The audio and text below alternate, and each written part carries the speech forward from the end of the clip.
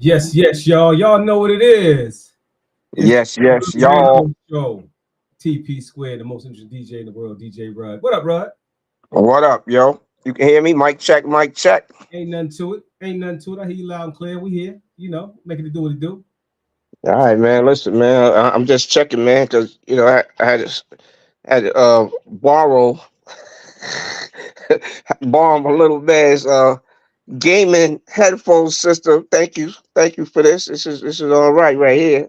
This is coming in loud and clear. Okay, ain't nothing to it. It's gonna Ain't nothing to it, man. I'm about to help the microphone check become clear. make a few adjustments here. You know what I mean? Yeah. Yeah, we doing I, something different today. You couldn't make it in here today with me, so nah, we I have to chime in from a we doing it this way. undisclosed location. Doing it Sometimes you this gotta way. be in an undisclosed location. Yeah, that's right. That's what we doing, man. So what we going with our guns about today? We got a lot to talk about today, man. You I know. don't know, man. What's up, old head? You old head? Oh yeah, for real, for real. I'm an old head, man. I'm a proud old head, man. How about you? Are you a proud old head? Yeah, I'm the big head, like the big head posters. I'm the proud big head. You know what I mean? Oh, big shout out to the big head twins. We used to call Money Rock and Myron, God rest his soul. We used to call them the big head twins. You know what I mean? Yeah, rest in peace, man. Yes, sir. Darn, Yes, sir. Yes, miss sir. you twins, miss you twins. Yeah, yeah, yeah. But yeah, man. Let's talk about being old heads, man. I made a post couple weeks ago about being a proud old head, man. I take honor when these young bulls be calling me an old head, man, because it's a beautiful thing to be able to say that we survived the 80s and the 90s and the 2000s, and we lived long enough to be called an old head. Saying that we are products of the inner cities of America, and we are a minority in America. And to say that we outlived all the ills of the 70s, 80s, and 90s, 2000, and we still here, man. You know what I mean? And a guy like you, man, what I call you the most luckiest guy in the world, man, because you outlived all those things and you still have your mother and your father. So you know what? Man, that's a big blessing right there. I That's right, man. can't. I have That's right. nothing but blessings. As far as that's concerned, man. You know, Absolutely. Absolutely, um, man. the thing that sometimes is a challenge in those situations. It's like when you don't have all those things, people kind of expect you to fail. You know what I mean? Oh yeah. Yeah. They expect, the expectation is not that high, but it's kind of more pressure when you got all those things and you still failing in some areas. They say like, why? You know what I mean? Same thing with you. They say, hey, this guy went to school. He had his parents and all that stuff. They don't understand. It's a blessing and a curse because that's actually more pressure. If you don't have all that stuff and then you don't succeed, that's you're just doing what they expect you to do. Oh yeah. But when you do have those things in place and you still, you know, getting in trouble and doing all that other stuff, it really sometimes it ain't necessary. It's just that we trying to fit in and we programmed from a young age or what a man should be and all that good stuff. You know what I mean? Well, somebody has to teach you how to be a man. All right. You have to learn what the definition of a man is. And how can you know what a definition of a man is? First and foremost, the best way to know the definition of a man is to see a man. Not only that, people can tell you what a man is, but you have to be around a man to see a man, to know the definition of a man. So for you to act like a man, because my father, who I call Superman, as you know, I watched him closely and I listened to him intently. So when I always would say to in my post, I said, when there's an attentive tongue speaking, you know, when there's an instructive tongue speaking, that you have to have an attentive ear. And a lot of people take that personal, like I'm coming down on them. No, but that's what I did. My father had an instructive tongue, I had an attentive ear. And I listened, and my father taught me so much by just being around him, watching him do the things that he did, and A lot of it was learned behavior. You always hear me say, "Bro, there ain't nothing to it." You know what I mean? I ain't stressing about nothing because I never saw my father sweat. I knew he would figure it out one way or the other, like we say by hook or by crook. You know what I mean? And he never did it by crook. He just did it by the hook. He made it work. You know, and like I always said, I get more money by mistake than most people get on purpose. You know what I mean? So my father just taught me that, you know what? Get up early in the morning, go to bed late at the night. Grind for it. You know, put your mind to work and you're gonna make it happen. And that's what I did. So you know what? When people call me an old head, yeah, I'm an old head. You know what I mean? I might Hey, me too, man. what I, they I had a similar I had a similar experience, probably with someone to set an example, you know what I mean? But the other thing that one thing you didn't mention, these guys had a wicked belt game too. So boy, yeah, absolutely. they gave you advice, but if you ain't listen, you already knew it was a chance you could get a tune up. You know what I mean? And they That's kind of took that belt game out the equation, and now they call that child abuse and stuff like that. You know what I mean? But that was just part of the risk you took when you didn't follow that. It was always some consequences of some sort. If it wasn't a belt, it was uh I guess nowadays they'll take your cell phone or don't take your video game away for a week or whatever it is. The options are just different. So I think even as men, we have to kind of just try to stay in tune with where we are today, and just I think part of being a man is being able to adapt to whatever environment that you put in, because we're gonna be put in some rooms and some environments, some of them good, some of them bad. We got to know how to adapt in whatever situation is put in front of us. I think that's part of growing up and being a man too. Not learning how to react to obstacles and stumbling blocks and all that stuff. Like you said, to have the no quit mentality. You know what I mean? Like we can't get flustered every time there's a stumbling block in the way. Otherwise, we're never gonna really accomplish the goal. But some of the stuff that maybe we didn't learn, I don't know. For some reason, we didn't go too much into the history of it. Now, how did you become a history buff? Was your father a history buff too, or did you learn that like in school mostly and stuff?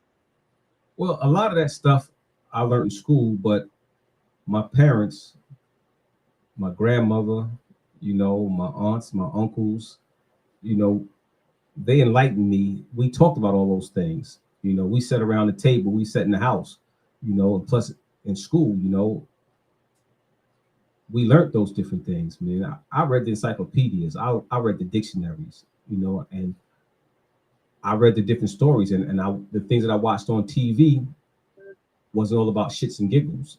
You know what I mean? I didn't, it was more than just cartoons and you know, happy days for me. You know what I mean? My father talked about history, so those was the things that sparked my interest, I'm so glad. I'm glad you said that, man. That's an important point, man. I'm glad you said that, man, because I had a conversation, um, with some of the other staff, some of the other team members, I should say, partners, and I think I actually put it on a post today that I'm feeling so fortunate to be surrounded with partners that have a visionary mindset and the work ethic to go get it. You know what I mean? Because it's a combination. It's not just one or the other. But one thing that came up, what you just said, you was what you was watching and what you was feeding your mind wasn't all shits and giggles. It was some solid information in there too. It was a balance. You know what I mean? You probably got a chance to watch whatever you wanted to watch, but then they made sure I wasn't watching TV all night from the minute I came home from school until it was bedtime. That wasn't even happening. You know what I mean? Actually, we were sharing a TV. Everybody have a TV in their room, like maybe we have now. We had one TV in the living room, and if my pops was watching the game, we always watching the Mets. And that's it. It wasn't like you had your own computer, you could do all this. Like it's right. And now, a little while ago, now the kids are different. They having meltdowns over not being able to watch their show on their tablet, and kids is 8 and 10 years old. They done mastered the iPhone 14. They shooting videos. These kids don't even know what an encyclopedia is. Yeah, so it's different. And actually, there's a little study that's saying that, and this was not a new study, so I'm sure the numbers is much different now. It's probably a lot worse. But the last scenario I heard with like amount of TV that people are watching today Yeah.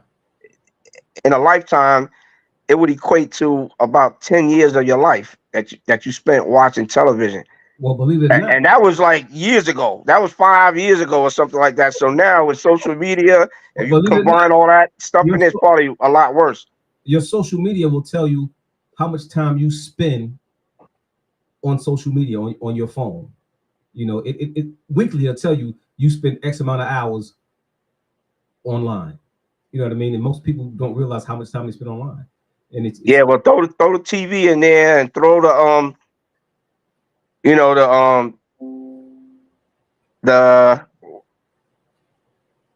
all the other stuff like the social media, yeah, TikTok, the series, like the series that they have on yeah, Netflix and all that stuff. Like all that, yeah, yeah. when you combine all of that together, it's probably an incredible number. You know what I mean? And true story, a lot of people just give their kids, the tablet, and because that's what that keeps them quiet and entertained, and then you get a chance to cook and wash the dishes or whatever you got to do because a lot of times they just feel like they want to help.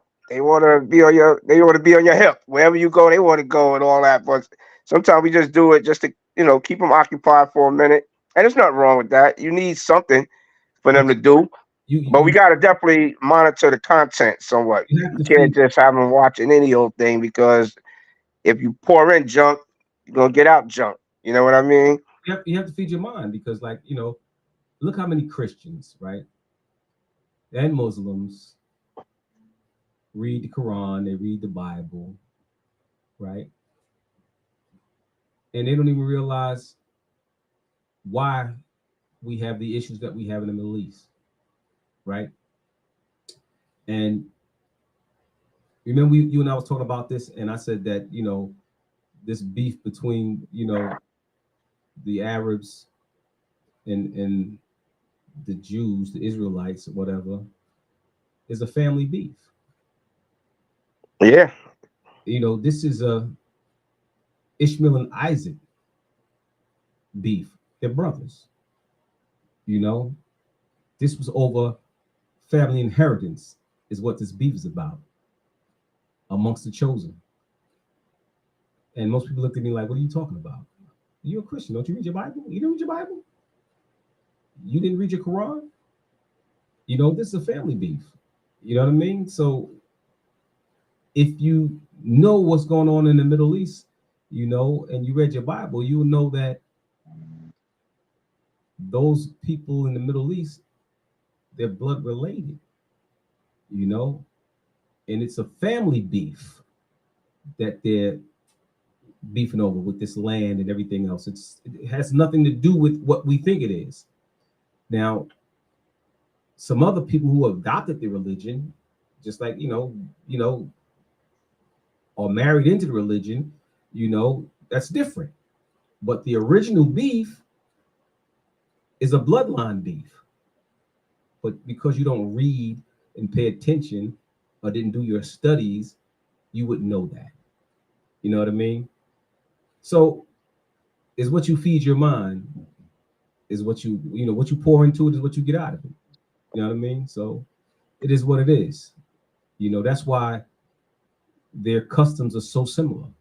They don't eat pork. Everything that they do is one and the same virtually. They just have a difference of opinion because of inheritance. Read your Bible, go to your Bible, go to your Quran, and you'll see that it's a family beef over inheritance. Ishmael and Isaac. You Yeah, know, that's some fact there. It sounds like what you're saying is you can't fly like the eagle and hang out with the chickens. that's right. That's right. You know what I mean? Hey, listen, you know, you can't want to run with the big dogs and then hang out in the corner with the little puppies, right? Do that. Yeah. Feed your There's mind. some other interesting conversations I was having. Like, if uh, look, I hope my team is watching, because sometimes they don't think I be listening, but I actually be listening and trying to retain, you know, a lot of information. That's part of still. Um, no matter that we old heads, they used to say you can't teach old dogs new tricks, but that ain't true, because like we live and prove, we still learning. We not taking a stance that we know it all, we know everything. We know that if you're the smartest person in the room, you're in the wrong room. Absolutely. But we also know that the eagle soars. The eagle, he gonna hover over, he gonna swoop down and get a fresh piece of salmon out the water. That's right. And he's eating healthy. He's eating healthy. He'll wait. He'll starve himself. He ain't eating no dead food. He's not like the buzzards. He ain't hovering over dead carcasses and he's not eating off of that unless he's in captivity. He have no other choice. But if he's free If you got a and he choice, out there, he's that's right. eating fresh food, eating good. He healthy. His wingspan is crazy. But you can still live off the dead carcass. You can still live off the dead meat and all that stuff. But that ain't gonna be his preference. When a buzzard or a crow, that they just waiting for something to die. It's a different diet, and it's a different what's coming out of it. So it's all like what you put in is what you get out. And I'm looking at you, yo, true story. I known you for many years. Yo, you look good right now, bro. You know what I mean? I seen you on your weight loss journey and all that stuff, man. You done shed off a lot of those pounds. You eating good, Hey, and look, you you remember know, you and I laid up in the ICU with open heart surgery, right? I remember that, man. I You, remember that. you remember I had my breath brushed with death. So the reality is, I did the research and I knew I had to make a change. Right. And nobody could do that for me. If I want to be here to see my granddaughter and to make sure that my legacy was going to be fulfilled, and to and hey, to fulfill my promise to myself and to my family, my kids, I had to make a change to be here. So Right. yes, it was a long process, a step by step process, but you know what? I had to make it do what it do. You know, Well, I see it, man, and I see your wingspan strong, and I see you playing chess. You removing some of those stress pieces out your life, and absolutely. all that. All of that plays into a healthier lifestyle, and it also makes you a better business partner, man. You know what I mean? Because when we got all this other stuff on our plate and all this stress and we dealing with all these health issues and all that stuff. Listen, like we say, you can't pour from an empty cup. You gotta have a little something in your cup, and you can say, "Hey, I'm gonna pour out a little bit over here, and a little swig over there, and I'm still drinking. You still got a little juice in your cup. You know what I mean?" And I think, you know, when you're building a business, you just got to think about this stuff, man. I mean, like if you still friends with people that you've been friends with for 40 years, we the last of the Mohegans almost. It might be one or two others, but it ain't that Nah, bro, many. we are the But last. it's because that either if you are, it's either that y'all both growing or you're trying to grow or you have a similar goal or you talking about the same thing. Like we have a common goal. We work in this platform, we Genesis Radio, we was Hydra before that. Like we always had a reason, you know But what you I mean, and a connection and let a me tell you, drive. what did I Just like I always said in that post, we had that work ethic too to put along with all that, and we put up our own money to do it. We didn't ask nobody for nothing. what And I always what did I always used to say? If people aren't socially your peer, you have to have something in common. People have to be socially your peer. If they're not socially your peer, your conversation is different. Your goals are different. Your views are different because our conversation is going to be different. So when they're not socially your peer, they don't have the same vision you have. So we're talking about legacies and generational wealth, running businesses, starting businesses, setting up our family for the future, right? If they're not there, they're not going to be there. They're not going to have the same understanding that we have. So they're going to say, "Oh, you think you're better than me. You're bragging. You know, you're doing this and that or the other. No, that's not what it is. It's just that we're in two different places. You know what I mean? So because we're in two different places doesn't mean that we can't be friends. It's just that our vision is different, which means now, since we're socially not in the same place, you know what? Where I'm going, I can't take you because you're not ready. But when you're ready, you can come for the journey when you're ready. And a lot of people just aren't ready. You know what I mean? So that's why they'll call us, yo, he an old head. He don't know nothing. It don't work that way no more. It's because where we are, they're not there. And where we're going, they're not ready to go. And they'll circle back around at some point and say, yo, put me on, take me there. You know what I mean? Because everything most of these jokers want to do, we already did. You know what I mean? And Well, I'm gonna say this, man. you know, and I'm gonna say this, man. If I can interrupt you real quick, because interrupt, jump right in. our our view on this got to be different. It's just like you said the views, and I immediately thought about the disclaimer. The views of DJ Rudd is not necessarily that of Genesis Radio or its sponsors. Let's just clear that up. It's just my view. But I guess we both do agree that all levels are important. It don't matter what level the person's on, because like right now, I'm kind of in between doing this and starting another business as well. So it have to be a balance in life, right? I can't, if without the balance of time and learning how to manage your time, you really can't run a business and be successful in your family and stuff like that. So I learned that the hard way. And I think you learned it the hard way too in Absolutely. multiple situations. Absolutely. Um, so I think that's an important thing. And now that I realize, and I'm giving you all your DJs I'm giving y'all the book. I'm not making you read the whole book. I'm taking you right to the back folder. You know what I mean? Like the long game is how much longer I'm gonna be carrying speakers around. You know what I mean? I'm DJ Rudd, but I'm also working on financial literacy and learning what to do with money when it comes in my hand and stuff like that. You gotta start incorporating some other skill sets. And you have to be able to train somebody. I don't care if they're not ready. You know what I mean? I'll take somebody who's not ready over somebody that think they know it all. I'll take somebody that don't know nothing, but just have a desire and a will to learn and want to do it. That's the guy that I need in my camp, because I have to train other DJs. So I don't have to be the guy. You can't create generational wealth unless you can make money when you're not there.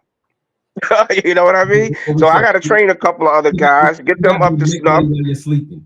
Right. And now you're not hiring DJ Rudd. You're hiring a company through a DJ service or Genesis Management Group or whatever it is. You're hiring a company, and then I could decide who might be the right person for this DJ for that event. If it's this type of event, it might be at this stage today. It might be DJ strategy. We might have do it if it's that fits his criteria and his availability, and then hot sauce or whoever else we incorporate, and we might have to still incorporate some other young bulls that we could train up, set them up, and make them part of the company, man. I mean, that's, to me, from like a DJ perspective, just using it as a DJ template, that's where I'm at with it.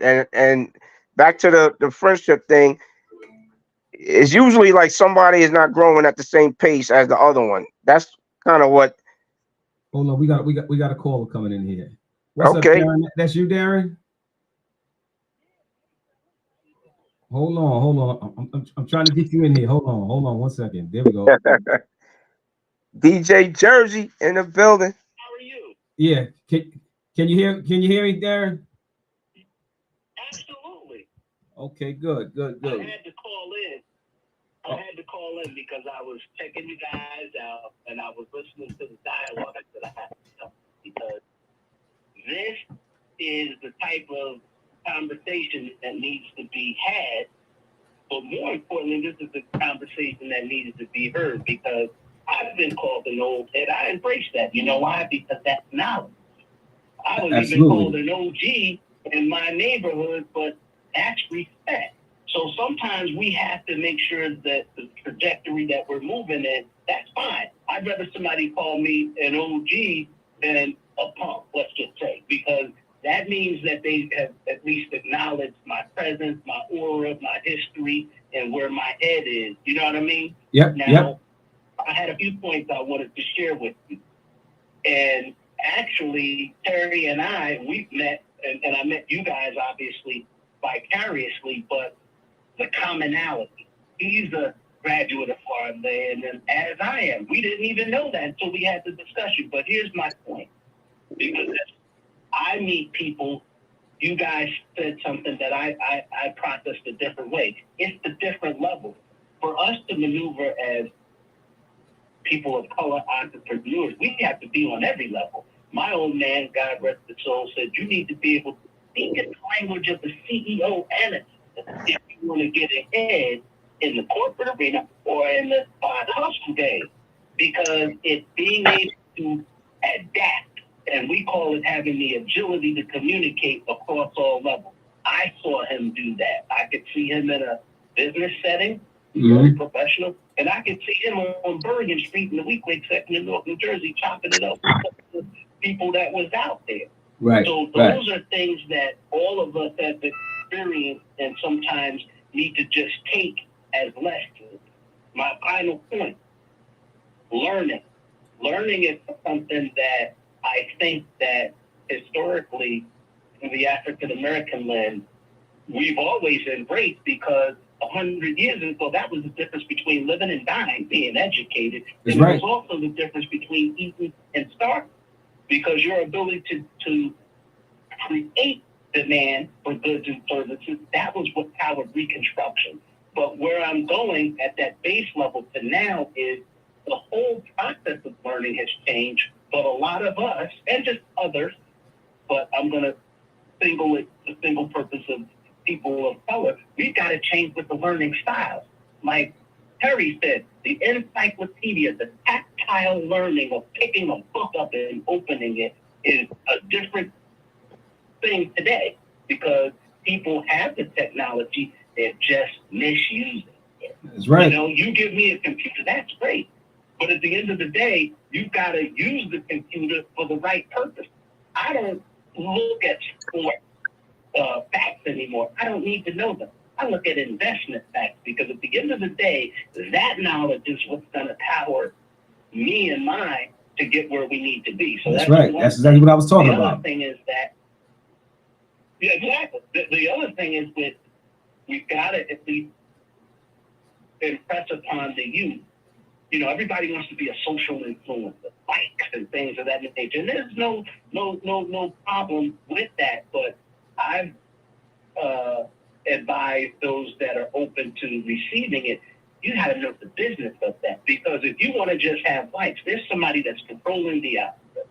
There's someone that's managing the algorithm. There's someone that's making sure that the marketing behind it is continuing to get you paid.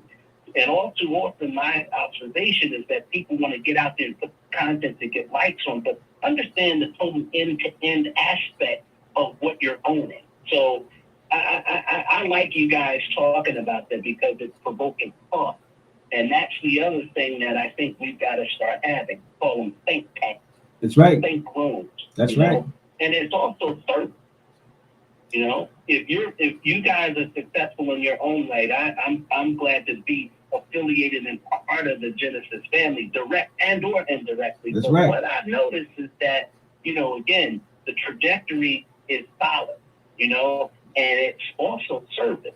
All too often, those of us that get an opportunity to do good things, we have to give back in some form. If it's knowledge, if it's donating, if it's volunteering one's time. So I'm happy to be able to chat with you guys on this Saturday and keep it moving. Yeah, I'm happy you called in, man. You had honestly, man, some solid perspective on the subject right there, man. I appreciate all of that you said.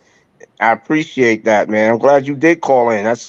That changed my whole mood. When you say that now this conversation it's gonna get real interesting now because you just made it go there, and I appreciate that, man. And we always have these conversations, even if it's off air, on air. But we need to have some of this as history because honestly, I don't really recommend too much movies or TVs and stuff like that. But I did watch this movie recently, and it was kind of like a guy in Mississippi just overlooking like a beautiful field, like a beautiful pasture with trees and all that.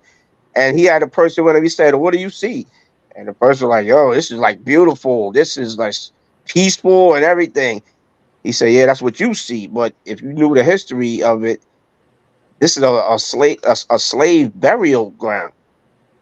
And he said they didn't think enough of us to give us headstones. That costs money. They just buried you, and after a while, the grass grew over you and all that stuff. And later on, they'll put a, a Robert E. Lee statue on top of it or whatever. And they buried our history so deep, and then they put their history on top of it, and it's like it erased all of our history. That's what happened. So unless you really pick up a book or something like that, they're gonna erase it because, like we said, they could control what's in Wikipedia. They could control but what you could Google and stuff like that. But our but history is buried deep that goes under right, the ground. that goes right back to what I told you about sitting around the table at the family. My grandmother, my father, my uncles, my aunts, my cousins, the family sitting there telling the story and passing down the history to allow me to do the research, to fact check and follow up on all those things to be able to pass it down so our history can't be buried that deep. You know what I mean? That's important, you know. It's crazy if and you think about it like And that's that. where those HBCUs come in at also. Oh, absolutely, Okay, absolutely. let me just intervene real quick. Check this out. Just perfect example. And Terry may not remember this, but I'm saying it for a point. When we found out that we both went to the same school, I remember saying, "Hey, you know what?" I said, "Your last name sounds familiar, Pickering." Now, here's where I'm going with this. The Pickering name is closely linked to Florida A&M. That's what made me recognize it. So here's my point. These HBCUs and these institutions, I like to joke about the the clothing label FUBU or Saya. Well, the first FUBU products were HBCUs because they were made out of necessity. And that legacy, that rich history of passing the tradition of our history was brought in through those institutions, more so than anything. Yes, people figured out the more technical aspects, but that's why Florida A&M, Agricultural and Mechanical University, came to be. Actually, it was initially called Normal College because the folks before us had so negative opinion of us. They thought that if you were able to aspire and get to college, that made you normal. People don't know that. Yep. But I'm just expanding on what Terry was saying because that's the tradition and the culture that we have to quickly pivot to where there's one of achievement. Now, I don't want to sound like a Republican or anything like that because some people that are people forget and understand our core. But that standard of excellence, that standard of wanting to better yourself isn't a political ideology. In my opinion, it's a necessity to move forward. That's right. You're 100% right. 100. Wow, wow, that's deep, Darren. That's deep. I'm fortunate that one of my daughters did get a chance to go to a HBCU, but I mean, they both, did their thing. They both were excellent students, but I know the experience was different at the HBCU. My daughter went to Morgan, by the way, too. Proud graduate. Just graduated like 2 years ago, psychology degree. So I'm proud of her. And it is a different curriculum there, and it's some stuff that's missing. But like TP used to say, we had these conversations before. Our curriculum was in place and it's still because we needed a bunch of factory workers and people that to help us build this establishment. We wasn't groomed to be entrepreneurs necessarily, or we wasn't groomed to be bosses. In the sense, we were groomed to be good workers, and we took it on, Right. And back to our parents, like my father didn't force me into any particular direction as far as a career. He just said pretty much, I don't care what you do, but you got to do something. You're not gonna be sitting around here. You don't want to do nothing. You gotta, find some place else to go. It was really that simple. It don't have to be a complicated conversation. It's more or less you need shelter, you need food, you need the basic stuff. Without that, what is really life? What kind of quality of life you're gonna have? So he was willing to provide that as long as I was trying to do something positive, and that was enough for us. We didn't need much more than that as far as a serious direction to move. Now he did other things. Now, ironically, this is funny. He used to get a newspaper called The Chief, and it used to have all the city, state, and federal jobs that come out, their dates, their qualifications, how you apply, and this used to come out once a week. Magically, that used to wind up on our table every week. Like he didn't say, go there, apply for everything. He just left that thing on the table, and after a while, we start looking at it. And then when you start Hey, paying Darren, attention, you hold on a start second. noticing stuff. Hold on a second. Hey, Darren, I just sent you the Restream link. Why don't you jump on the Restream link if you got a moment and join us on the Restream? Okay. Do that. Okay. All right. Yeah, go ahead, TP. Yeah. I just sent Darren the link. You know what I mean? I want him to jump in on this here, man. Yeah, this is it's a real conversation right here. I love having these conversations, man. These are serious bills, and they necessary. They necessary to have these conversations, man. Yeah, man. That's why these type of platforms are important, man. Because you're not gonna get it like this nowhere else. You're gonna get this only at Genesis Radio, man. Yeah, absolutely. This is the platform. That's right, man.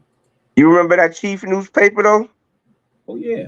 They still have it. They had an online version too. I mean, it's a good place if you're looking for like a city, federal, state, type of job. It's a good publication as far as keeping you abreast on, what's out there if you going that route or if you're looking for that route or that type of employment. Bottom line, we don't want to do all those jobs no more that we used to do. Like he said, you can go in schools and speak to these kids, and you're gonna say, "Hey, what do you think you want to do as a career?" So if you don't know, that's fine. You know what I mean? You can figure it out. But a lot of them do know, and it ain't nothing about like being a tradesman, electrician, a carpenter, plumber. None of that. It's usually like he said, a social media influencer, a musician, a basketball player. I want to NFL. It's more to us than that. You know what I mean? It's more to us than that. And even with music, right? If you're talented, you're talented. God has blessed everybody with a gift and talent, right? And I look at a lot of these young bulls. I'm an old head. I look at the young bulls, right? Nothing has changed. Nothing's new under the sun. Nothing's new. Only thing that's different is the ability of ownership, right? That's the only thing that's different. We get more of the market share. We get more of the lion's share. We get more of a cut of the financial thing when it comes to this music stuff, right? Nothing's new, right? And when we try to tell these young bulls, give them good, wholesome instructions, they think they know it all. They refuse to listen because they think their way is better because they have social network. And they just be spinning their wheels because nothing's changed. Everything you want to do, we already did. You know what I mean? Like I say, you know what? The game hasn't changed much. You know why the 360 deal became into fruition? Because of ringtones. Because the artist was able to make a bunch of money off ringtones. because the ringtones was so short that the record company couldn't make money off the ringtones, you know, because it wasn't considered a sample because it was so short. So the record company said, okay, how can we get that ringtone money? Because all those artists was making tons of money of ringtones, right? That was one of the reasons why they did the 360 deal. Well, one of the reasons, not want to say the sole reason, but it was one of the reasons, right? So, you know, we can educate you guys and pull your coats about some of the pitfalls that's what's going to happen, because guess what? We already took the L's. So we can tell y'all how not to take the L we took. You know, but if you don't want to listen and want to do it your way, so go ahead out there. Go out there and do it yourself. And when you What's the difference? What's the difference in what we did? We did the same thing. Our fathers told us don't do this, don't do that, and the stuff they told us don't do, we did it anyway, and we learned the hard way. But No, guess what? we got our lessons. But we learned from the lesson young enough, Rod. Think about it. We learned young enough that we were able to get a do-over, right? And fix the wrongs, and we learned from the errors of our ways. That now these kids today, you know, by the way, Darren, I sent you that link through your messenger. We learned from the errors of our ways, right? And we were able to get do-overs because we were young enough. Think about it, Rod. We made our mistakes in our 20s, right? By the time that we got through our 30s, we were good. Think about it, Rod. We were homeowners in our 20s and 30s. So by the time we got to our 40s, you know what? Not only were we homeowners paying mortgages, but by the time we was in our 40s, we were homeowners not paying mortgages. There was a difference. You understand what I'm saying? So the mistake that we made in our 20s, right? The mistakes that we made in our 20s, because we didn't listen to our fathers, we took the information, we was able to make the correction by the time we was in our 40s. So now we already had that 25-year mortgage or 20-year mortgage that now we were homeowners, no mortgage to pay. Difference. Well, I'm about to blow y'all mind, man. You know what? Break it down. I got to credit this to Mr. Joel Osteen, because I was watching a video clip from this guy, and he was talking about what we were talking about. You got to be careful what you expose your mind to. You know what I mean? Because these lyrical contents of all this music today and stuff like that is really, it's a intentional, targeted purpose. Now my man said he turned on the radio the other day and he heard, "You're no good, you're no good, you're no good." And he was like, damn, like that's the first thing I'm hearing on the radio. And he said, they said it 3 times. And then he said, just when I thought it was over, they said, "Oh baby, you're no good." Well, you know what, Rud? Can you He guys said hear me? he had to turn the station to something else. He was like, yo, that's crazy. Can you guys hear me? Yeah, I can hear you loud and clear. You coming through. So think about this. And we can even say this about the transition of R&B. Now you got me talking about music, which I love. But think about this. 50 years ago, earlier this year, Marvin Gaye released What's Going On, a seminal album that every person or every human being knows about. And if you look at the words of what he was conveying then, not only are they appropriate now, but the point I'm making is that the music of our era, I'll say my young era, our parents, their prime time era, we had lyrics that talked about critical things that we liked. Love, unity.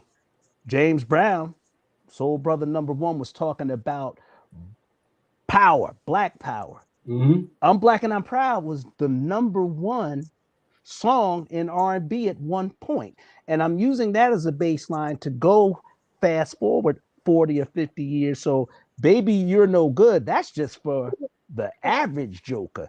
When we look and start segmenting what's being placed on our airways, it's scary. It's alarming.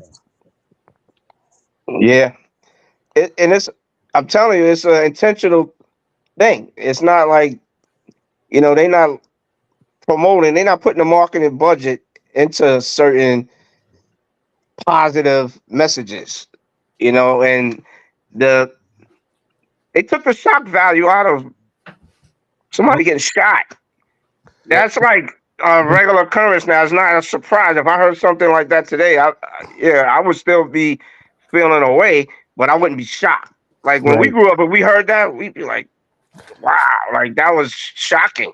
well, keep in mind when I had that little gig over there at Atlantic Records, when they came in and said that we were going in a whole new direction in our black music division, I quit the same day. They said all we wanted to see was asses wiggling, titties jiggling, murder, death, kill. That same day, you no longer heard music because remember, there's only 6 media companies in the world.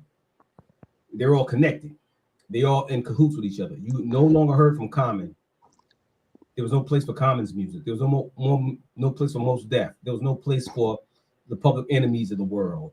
You know, Digital Planets and place groups like that. Anybody who had positive music, Brand Nubian, anything that was positive, that sent out a positive message to our people, was put on the shelf. It was over with. You know what I mean? And they slow walked us, just like WHT slow walked us with Cell Block H and introduced female homosexuality to us, right? They gave us Little Kim and all that other stuff like that, and Foxy Brown, who was super sexualized slowly. And before you know it, we went from Foxy Brown and Lil Kim to Cardi B. We went straight to the strip club circuit in music. We went to murder, death, kill to drug culture in music. Mm-hmm. Look how pop culture shaped and molded the minds of our kids. Look what the young women are doing today. Yeah, and you know what's funny? You say that, and this is just something I told people as a DJ. People said, "Well, why you like house music or club music?"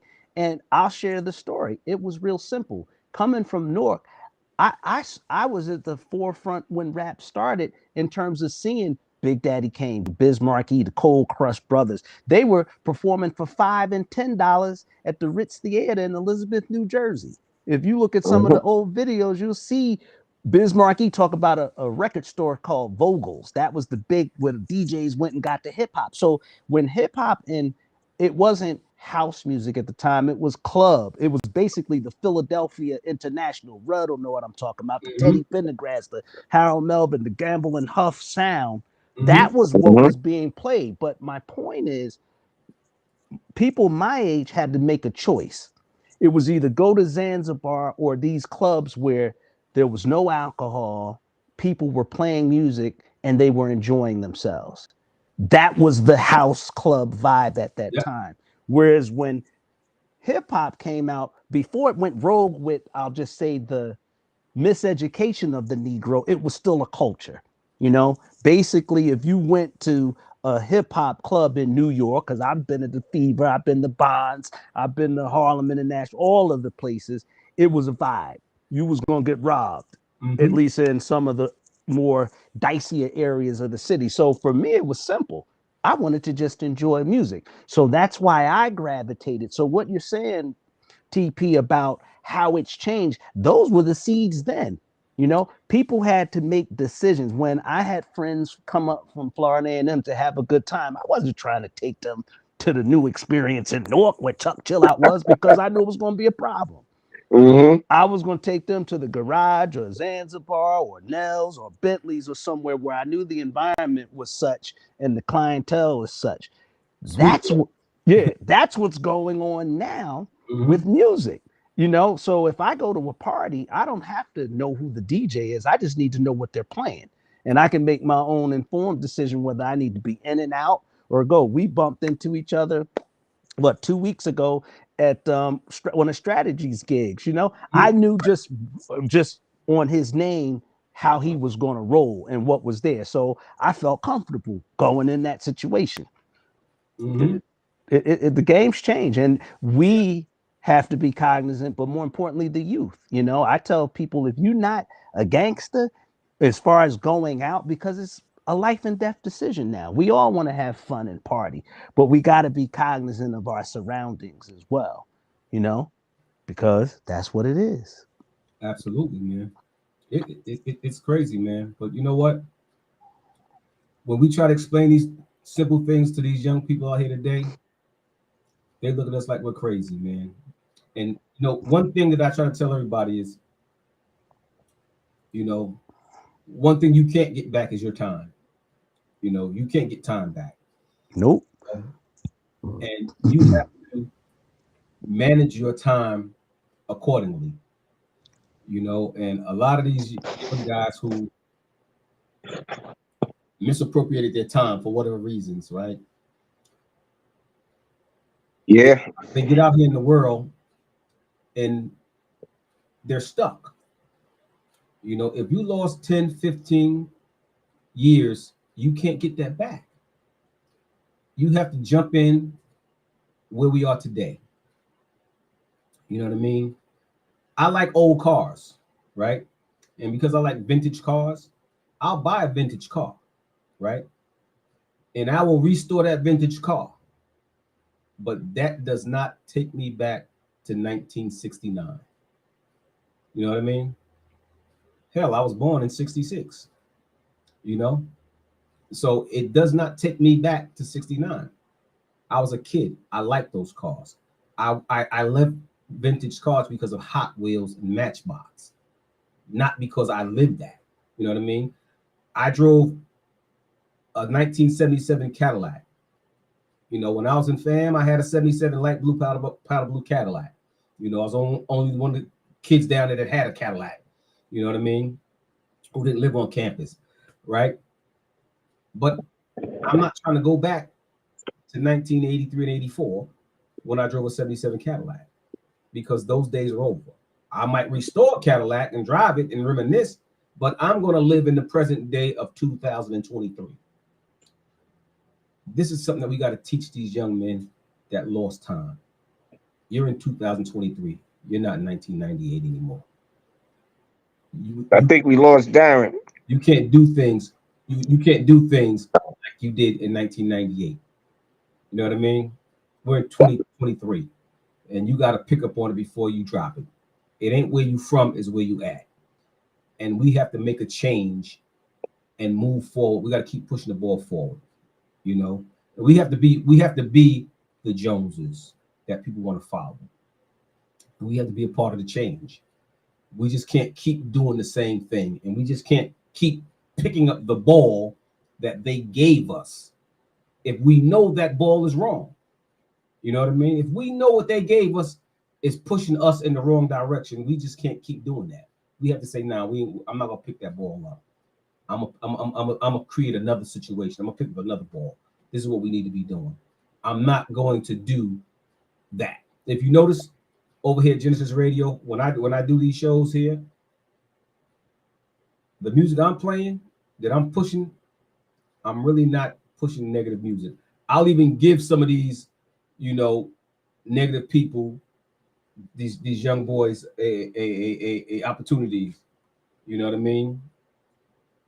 I'll give them an opportunity, but that's really not what I'm doing. And once they don't follow through with it, I can cancel Christmas on them. That's just what it is, man. You know, can y'all hear me? Yeah, I can hear you. Darren, can you hear me? I can't hear you, Darren. Yeah, Darren sounds like his mic is muted. Darren, we can't hear you anymore. Darren, go out and come back in if you can hear me, because we lost you.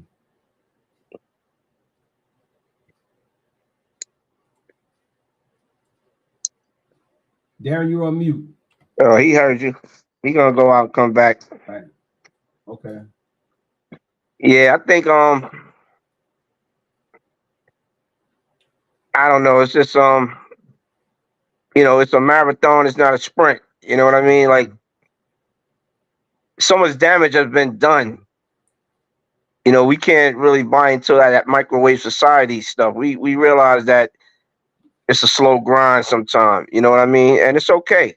You know, part of that man stuff too is just developing, you know, patience and just remaining humble. You know what I mean?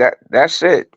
You know, you gotta still put in the work, and we gotta stop thinking that the seed you plant today is gonna produce fruit next week. That's not gonna happen. I mean, sometimes you do get lucky. Let me stop saying it never happens. Sometimes it does happen real quick, lightning in a bottle, as we say. But that's far and few. You know, that's just pretty much like, you know, hitting a Powerball or something like that. The odds of that happening are not really in your favor. If that happens, then you definitely blessed and truly highly favored. Yeah, But you for got the time in God, that's not going to happen. you got to change that thinking, man. You know, you got to change that stinking thinking, man. Oh yeah, that's real. I just got a text from Carter D too. He said he just asked for the link. He might join in. I Yeah, don't know, but you the host. You can see when they coming on, right? yeah, yeah. I can see when they come on. When they come on, I just put them in. I just added Darren back to it. Can you hear me, Darren? Yes, I can. Can you guys hear me? Oh, you coming back loud and clear now. You loud and clear. All right. Yeah, we got it. But people got to change that stinking thinking, man. And you know what? We got to all just get on one accord, man. Because you know the problem is everybody wants to be the leader, right? And like you said, I don't want to be the leader. I just want to be part of the team. You know Yep. what I mean? And I don't want historically, here's what I found. And I've been in corporate America for over 30 years. Everybody has to know their role. Yep. You know, sometimes we don't know our role, and it's to our own detriment because we don't want to listen. And I think that that's what I've learned with respect to the success of myself and just people around me. Some people just, they're not going to listen because listening is an art. The best advice someone gave me once, they said, Darren, you know what? You're talented, you're this, that. But when we're in certain situations, having a meaningful and effective conversation is like a tennis match. If I'm saying everything, you're not giving people a chance to provide input so you can learn. And it's just a cautionary tale for us all when we're in business or if we're even leisurely socializing. That balance is what makes it work for everyone. Wow, now that's deep. Yeah. That's deep. Yep. 100% deep. I see another caller just jumped on the line. Yeah. That's Carter D, man. Where's Carter D? No camera, no audio. Yeah. He'll figure it out. That He'll figure it out. was me last week. That's why I'm laughing. I couldn't figure out how to get my stuff going on Darren and them show. I tried so many ways. I get the visual. I couldn't get the audio up. I can tell you if you listening, it's easier when you log in through Chrome. That's what I had to do. That's how I got on today. But I had called TP earlier and we did a test run, so I knew I would be able to participate today. You know, and if not, I guess Bobby, you could call in 888-304-4401. You know, Yeah, it takes some time to get in, but yeah. Once uh, you get in, it's lovely though. This is a good tool, man, because I wouldn't have been able to be in the station today.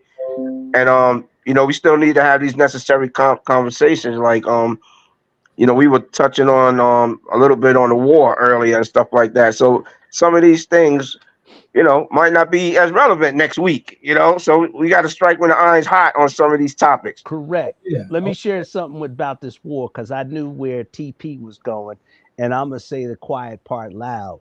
Okay. Here's the as a student of history, and I don't want to repeat what's already been said, so I'll just add perspective.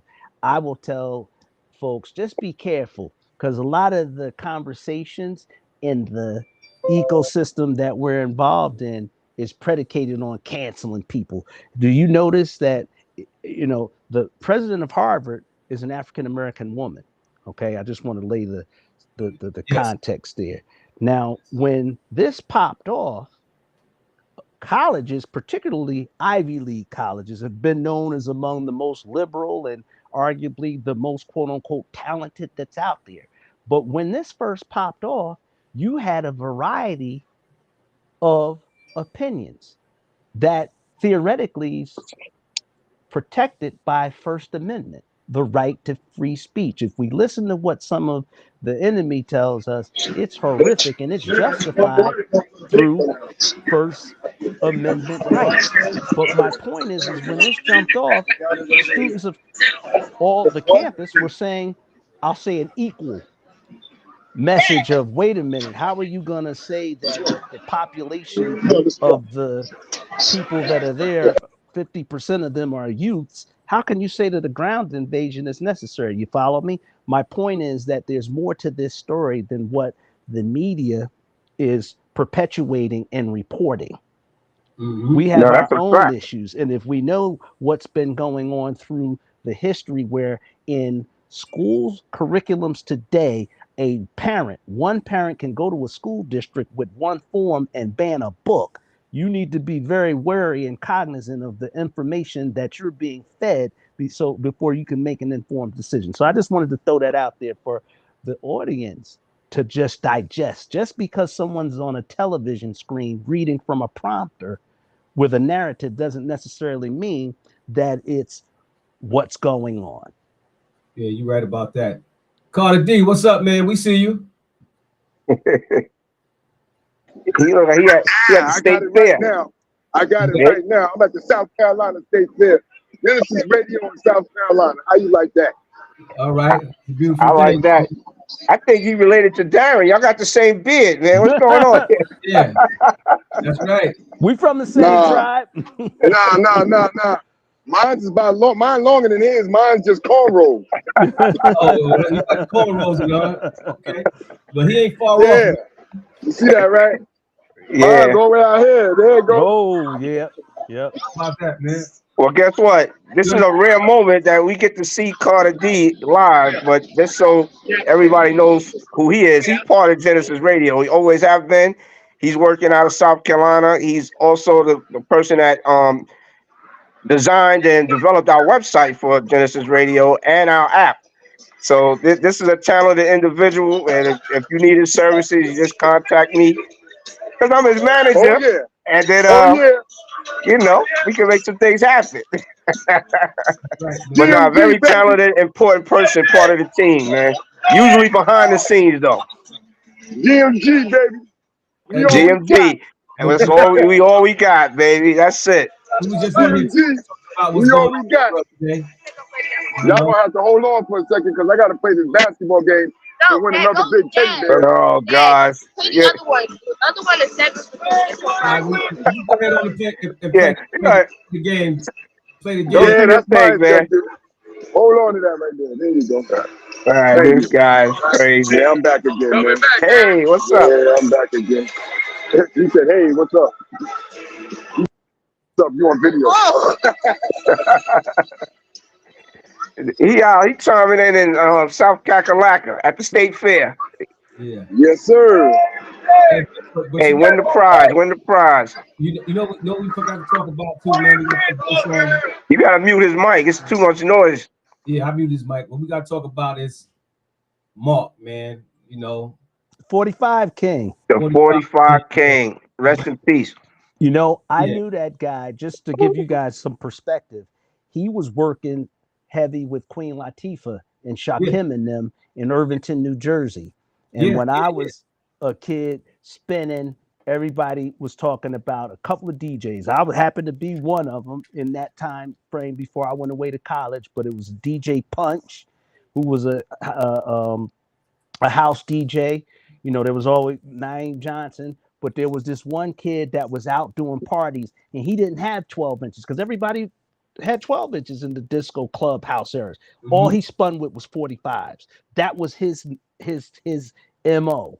Mhm. And if you heard that some kid was doing something different, you know, and I remember going to a couple of parties, and he was a nice guy, you know, and Rudd can identify with this, and he carries that trait as a DJ.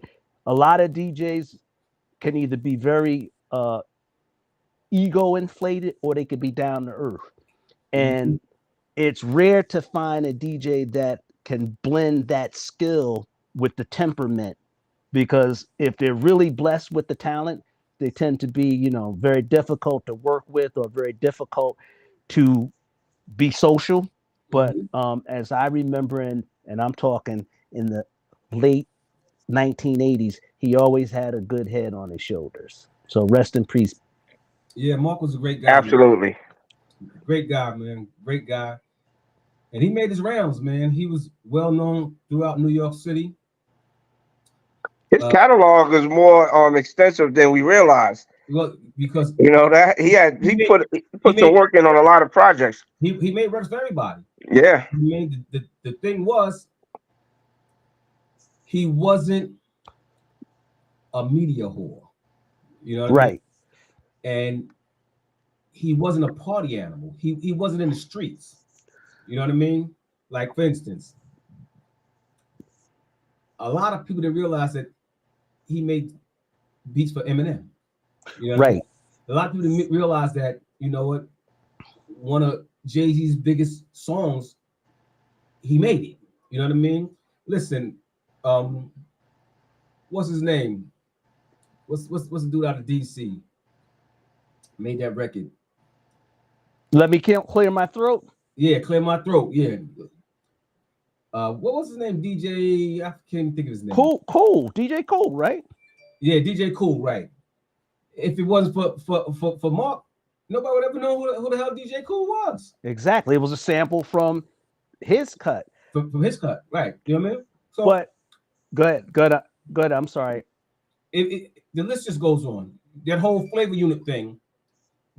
Yeah, he was seminal in building it up. It was just Shakim that was getting the idea, the shine, and wound up doing the production work and all of that stuff. Yeah. But it's funny because at that time, and again, just giving people a little discography and history around it. At that time, with what he was doing, and I like what you said, pointing out, he wasn't that media whore guy. He was about the music, At that time, you had people like Kid Capri that was just real flashy with it and was getting it and really just making it into that type of form, And even in the house genre, people like a Kerry Chandler. Now, Rudd will know that because he plays music. That's a guy that's got some of the biggest bangers that's out there, but he's not in that scene like that. He goes about his business. He's respected in the industry. Everybody knows him, and that's it. And I'd look at Mark, the 45 King, that way. Never heard a bad thing. They wasn't clout chasing. They wasn't clout chasing at all. Yeah. You know what? And he was so good. He, from what I understand, he turned down a lot of work. You know what I mean? Because he just loved what he did, and it wasn't all about the fame and fortune. It was about the music for him. Right. I mean, it really was about the music for him. Yeah, we all grew up in an era that, and I know y'all all heard this from the old heads. If you don't know, you don't know. That's right. Yeah. Right. And quite honestly, we don't know the whole story. You know what I'm saying, with respect to that, because, I'll just go with another producer that everybody knows, like, say, Jay Dilla. Jay Dilla now is more appreciated now that he's dead after the fact. But my point is, the reason that he didn't really pop was because he had restrictions due to health that prevented him from doing all that he was potentially capable of. So he pretty much stayed a lot in his realm where he was comfortable, to Yeah, optimize his creative output. From Lupus, right? It was Lupus. Correct. Yeah. But you know what I'm saying? But that's my point. Sometimes we go, hey, how come this person, they've got all this talent, they're not out there? But sometimes they're just in that creative element, you know? I got a chance. Quick story around just DJs that pop and you never know. I lived in Rochester, New York, and I used to always get records. And Rudd will know what I mean about digging in the crates. You know, you could spend the day going to a record store if you were just even getting the most popular stuff, but just listening to music because you're there in the element. And I would go in this store and, you know, started talking to this guy. We would hang. He seemed cool, real cool. And I was with another DJ, and I was did a party at SUNY Brockport, which is up in Brockport, New York, about 50 minutes, I guess, from Rochester. And it was Green Lantern. Yeah. I was like, who? We know him real well, right, Rod? well, Green, Eminem's DJ. And years later, now I'm talking, this time I'm thinking around 1993 was when he was on the come up. But fast forward 4 or 5 years later, he's on a Slim Shady tour. I was like, I know that guy. So you never know, you know what I mean? The circles you're around it. But he was about not only the production, but getting out there and being seen. And he had a good one. He was good at what he did, but more importantly, he followed those steps to get in that position. And he was one of the nicest Caucasian DJs out back then. I'm trying to tell you, that was the catch, because when I saw this, like I said, I was DJing, and then he came on. I was like, okay. We were doing some parties in Rochester, and that's who we hired. We hired Green Lantern. And we used to bring Ron G. And actually, just for to bring it up to modern day times, the DJ Green Lantern's mix is my startup song on my Feel Good Radio show. That Jada Kiss mix was done by Green Lantern. Salute to DJ Green Lantern. Yes, sir. Yeah. And you definitely. What was funny is back then we was on the crust of signing DMX. Back then, we were all doing stuff up there. We had DMX, Green Lantern. Who else we had up there with us? Rod? Well, we had Ron G. We had me. I was an artist on the circuit at that point. I was on one of Ron G's mixtapes, and that's when I realized the power of the mixtape, because when I performed my song in Rochester, I'm looking at the crowd. They all knew the words to the song. And I was like, how do they know the words? Like, how do they know this? I didn't know nobody even ever heard of me there. But that Ron G tape was in Rochester. And you know what? That was holding a lot of weight at that time. I got to give a shout out to Rochester, because I spent 10 years of my life there. And I saw things that, you know, I didn't know. Like, Rochester was a hub for hip hop and for Latin music. Now, one of the guys, he had a lock. We still remain good friends. That's how I got put on, because like you said, Rudd, before I called in, he had a vision. He had every corporate event set up. And when I came on the scene, I was raw, hungry, wild, but he knew that I could hold it down. And once we got together, he didn't have to worry about double booking, because I was always there. I had a corporate gig, but I wanted to play. And I just would, you know, his name was DJ Gemini, actually. Shout out to Gemini. But basically, one day he asked me, he says, look, I need some help, because he was expanding. He had that vision where he was DJing. He was on the radio. The radio station in Rochester was called WDKX. And he says, Dig, he goes, I got a show in the Latin community. And actually, DJ Gemini is Puerto Rican. So he says, I got a show and I got this artist. So I was like, who's the artist? He goes, oh, you won't know. Just come through. So we come through and we're at the venue. We're setting up lights, and he got into sound, which is another monster business that is very lucrative if you're in the right place at the right time. Long story short, there are about 5,000 people at the venue. I don't know who's who.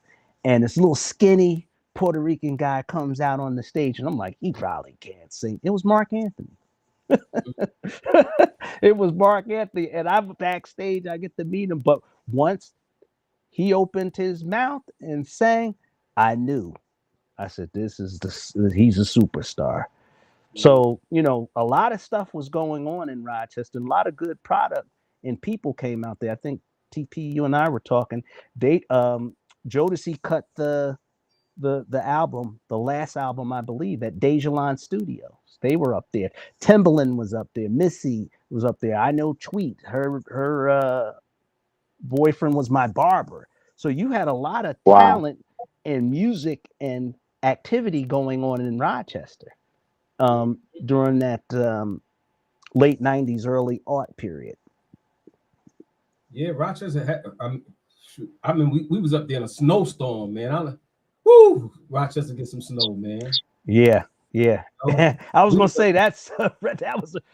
I went up there and I didn't from Tallahassee, as you could relate to, and I remember hearing the weather alert. It said, "Oh yeah, we're gonna have lake effect snow," and I looked at the guy next to me because I was in a restaurant. I said, "What's lake effect snow?" And he looked at me and said, "You'll find out," and started laughing. Yeah. Oh my God, man. We went up there. Oh, we got snowed in up there. It was just, and that's what it was. Lake effect snow. It was. Oh my God, man. Oh my God. Yeah, it was a New Year's Eve party, and it was 17 inches of snow. Oh yeah, and that's nothing, by the way, for the Rochesterian. Yeah, well, see, it was 17 when we got there. You know what I mean? By the end of the day. Well, not by the end of the day. A few hours later, it was over damn near 3 feet of snow. Oh yeah, and it was still snowing. I mean, it was like y'all got 3 feet of snow there on a regular basis up there, man. Yep, and people you figure. I mean, I learned how to ski because of that. I gotta say, they knew how to move the snow though. Oh yeah, they knew how to move the snow.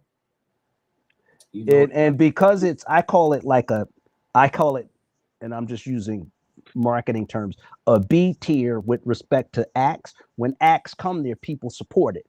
So like you said, if they book it January 3rd and it's snow, you're not worrying about canceling. Rarely are shows canceled. People find a way to get there. They knew how to move the snow. That they did. Well, that's crazy. I don't know why my thing is echoing. I sound like an echo chamber. Because you had 2 things open. I closed one. Oh. Okay. That's why you echoing, but you're not echoing on this end. You just okay, good. You sound clear. You echoing over there with you at because you had 2 things opening. But what I would like to see is we need to have a forum, right? Where we try to get some of these younger people in the room with some of us old heads, so we can compare notes and help mentor some of these people, because they are doomed to keep repeating the same cycles over and over again, because they just don't seem to listen. They don't respect the fact that we lived through the 80s and 90s and 2000s, that we lived long enough to be, closer to 60 than we is to 50. You know what I mean? Great minds think alike. And here's the thing, and I don't want to get into the causal factors. I can only lend a perspective. The 3 of us have something, at least as I've casually observed, that a lot of these other younger cats didn't have, which was A, a father that was present, or B, people that were willing to take that time. See, my dad always made sure on top of him, there were other uncles and men and colleagues of his that would give a perspective, because in his wisdom, he knew that sometimes I wasn't going to listen to him. He'd even tell me, man, you ain't going to listen sometimes. So you might need to hear the message from my brother, well, his brother, my uncle, or, Mr. DeFaris or Mr. Owens or so on and so forth. And that's that, what do we call, extended village that we've lost. So I like what you said, and I want to do something like that. So any invitation that you extend to the youth, that's a good thing. And guess what? It may not resonate, but if one of them gets the message, because the lessons if we sat back and compared notes, I'll guarantee you that what was said to us, it was said by one of our own. So, for example, I didn't want to go away to school. My old man was like, don't worry, I guarantee you, they'll be there when you get back. Yeah, you're right. Did that sound familiar? Yeah, you're right. You're right. You're right. But you know what's funny is going away to school, right, was one of the hardest decisions I made, you know, and I'm sure one of the hardest decisions you made, because something about leaving your comfort zone is tough, right? And I always went back and forth to Florida, but going to Tallahassee was totally different. It was totally different. You know what I mean? And when you are a true New Yorker, a Northerner, we moved at a different pace. Oh, You know? And see, going to a HBCU, you are now with people from virtually all over the country. Not too many people from the West Coast, though. You know? right, right. East Coast, and maybe a few from the Midwest. You know what I mean? Right? Our thinking is different. Our way of life is different. You know what I mean? And unfortunately, when you're from the Northeast, we move so fast that we tend to think we're smarter than everybody. Mm. You know what I mean? And I ain't gonna front. I wasn't the smartest. I wasn't as street smart as I thought I was. You know what I mean? In fact, I was a bit of a. I had my little nerd qualities to me. You know what I mean? Because I did nerdy stuff. I'm the guy that read the encyclopedias. I knew stuff. I did nerd stuff. I had nerd qualities. You know what I mean? But when I got down to Tallahassee, it was just like, this is different, man. You know, when I got to talk to guys that was from Chicago, I'm from New York, you from Chicago. Why we gotta argue about music? You know what I mean? Our taste in music was totally different. Mm-hmm. Our origins of music was different. You know what I mean? Like, they would talk about stuff with music, and we'd be like, no, that ain't what it is. It's this, you know.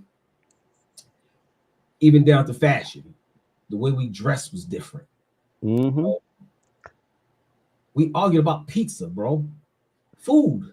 Yeah, I remember having to set straight just a quick, because we're in the same age range. I had to quickly set people straight about the origins of house. I was like, number one, Frankie Knuckles, the godfather of house, is from New York, by the way. And it was between him and Larry Levan, and it was pretty much a coin flip. That's right. Of how that worked. And when people would want to argue that, I already knew if you were from Chicago, you only had a cursory knowledge of it. You That's were right. listening to lore. That's what I knew. So I like that. But let me just, because we have an audience of people. Here's the thing with this college thing, and I want to put it in 2023 terms because I've seen it, not just with peers at my time, but some of my friends' kids. And this is provocative, but I'll say the quiet part out loud. Everybody ain't built for college. And I'm gonna just tell you through practical experience. I had many of friends when I first landed down there in Tallahassee that were going there not because they wanted to go. They were going because they were legacies of that culture, but they weren't ready. See, we making an assumption, parents especially. And I like what you said, TB. I was homesick every day. People, my friends will tell you, it was like a running joke. I was like, I'm out of here. I hate it. I don't want to be here. Mm-hmm. I mean, it was a legend. I was like, because that wasn't my plan. See, what some of us have to realize, and this is something for parents and people that are blessed to make that decision. You know, some of us are programmed to believe that Yale or Brown or Dartmouth or University of Pennsylvania is the creme de la creme. Well, I'm going to challenge that because I can tell you one thing from the HBU experience. That's probably going to be the last time you see the greatest concentration of intelligent Black people in one dense spot. I don't care if it's Florida A&M, if it's Morgan State, if it's Howard, Fisk, or any of these other institutions. That's the last time you're going to see that many intelligent people about something in one space. So if you're fortunate enough to go there, my strong suggestion is to build those bonds and to maintain those bonds, because I know people that are CEOs of companies, entrepreneurs, people that are in the corporate game. I don't call, I keep in touch with my friends, but God forbid, if I really needed to call somebody for some suggestions or some advice, I know more millionaires that come from HBCUs that I know from everywhere else. And you know why? That's proximity. I'm sure you get those Black Achievers emails, right? Yeah, absolutely. I want to go down to Philly because I think that's where the nearest alumni or active alumni is. We could talk about that offline. I've thought about it because my boy is in Philly, but I just have been busy doing something else. But I did see pictures from there, and they do have an active alumni deal where people from Jersey do tend to go to Philly, but we could talk about that. But my point is, we have to remember that, just because the ice water in Harvard isn't any colder than it is in Florida A&M or Howard. It isn't. It's the same temperature. It's how you produce or what you produce in that environment. Yeah. But you know what? It takes a certain mindset because, like for me, living in them, freshmen got to live on campus. Paddyfoot, Sampson, or Gibbs, horrible places. Yeah, I couldn't do it, man. But I told you the story how it was somebody who didn't have the housing situation. Right. I broke all the rules, man, and just because the family legacy, I was able to skirt some things. And I had an apartment, man. You know what I mean? I lived off campus, man, when I wasn't supposed to be living off campus, and it kind of worked itself out. But it's a whole lot of things that you have to be prepared for. And you got to have a support network when you live over 1,200 miles away from a school. Yeah. You know what I mean? You got to have a support network, man, because if you don't, I had family that lived down in Florida, in Jacksonville and Tampa and all throughout Florida, and I had family members in school. But if you don't have a support network and you send your kids 1,000 miles away from school and they're not mentally prepared and they're not ready, it's going to be tough, man. Yeah. And you know what? I can say this in candor and reflection. I grew up quick, but I did pick up, I'll say, some bad habits, because what I did was, I knew what the plan was. The plan for me was simple: get there and get out with the paper. And I knew that was going to happen because that was pretty much how it was. But you're right, because for me, the end justified the means. You get what I'm saying? But I left there with a different perspective, from I'm going to say a 17-year-old to a 22-year-old.